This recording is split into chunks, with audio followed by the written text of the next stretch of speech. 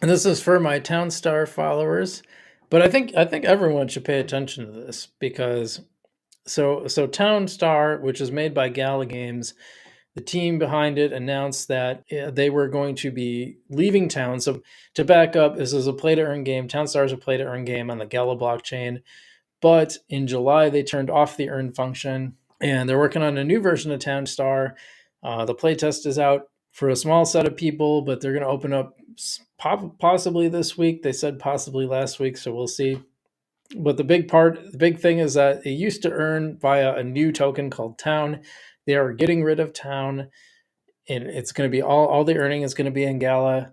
And they've been talking for a while about a conversion on the website where you can convert your town to Gala. Well, that is live now. After about 3 weeks of delay, when they said they were going to put it out, it is now out.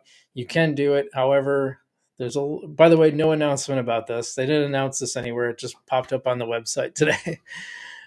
So, breaking news. You probably haven't heard it anywhere else, possibly, but it's out there. People have been converting their town to Gala.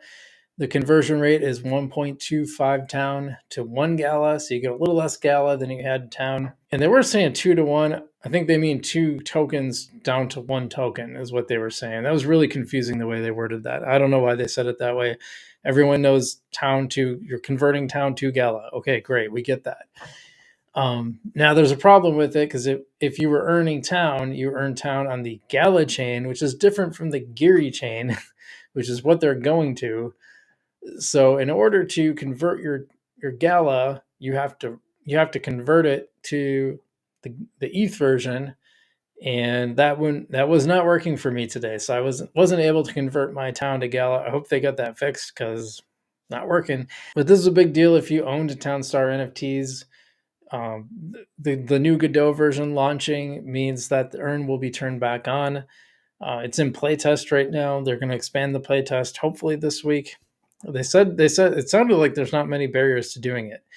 Like the main thing is like they were going to do like a new bigger batch of people, and they said, well, what if we just turn this on to everybody? Because the more people we get into this, the more bugs we can fix. And it sounds like the servers are handling the new version really, really well. So if you had one of these NFTs, now you had to have the ETH version of the NFTs, and they will convert.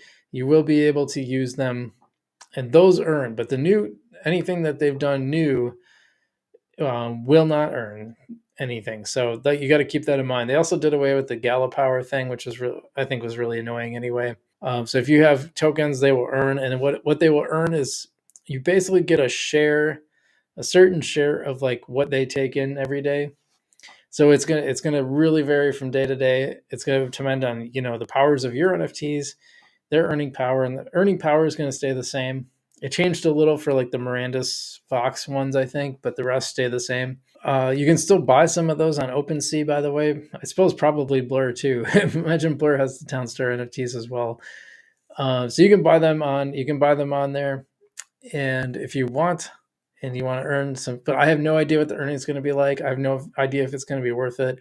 I know the NFTs are selling for way less than they did when I bought mine. The one I bought for like almost $300, you can buy for like $15 now. So yeah, joke's on me, right? It's kind of this is something I want to do a larger video on, but I'm starting to really have my doubts about play to earn gaming. Ideally it's supposed to be this. I think ideally it's like, oh, you can buy assets in game and they're yours forever. The company can't nerf them or make them worth less or make them do anything differently.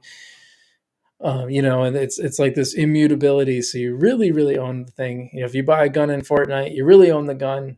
Fortnite can't go, oh, you know what? It's a pea shooter now. It's like everything's locked on chain. But what it really seems to be is these companies are able to charge a whole lot of money to play basically mostly subpar games. Because let's be honest, what play to earn game is a AAA game right now? I mean, you just don't see many.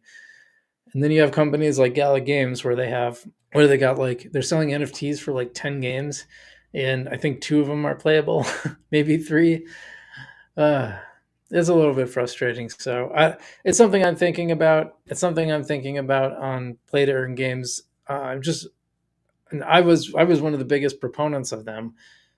Not even just play to earn, but just NFTs in games in general. And I always thought, well, how could you be against that? It makes so much sense. But when in theory it does make sense, but the more I see it implemented, I don't know. It just doesn't seem to actually work out that way. It seems like you just end up paying a lot of money for games that aren't even as high as quality as like the AAA games you're getting on Xbox or PlayStation. Now, don't get me wrong. I like some of these games. I grew up in the NES, Super NES era, so like I like those 8-bit, 16-bit style games.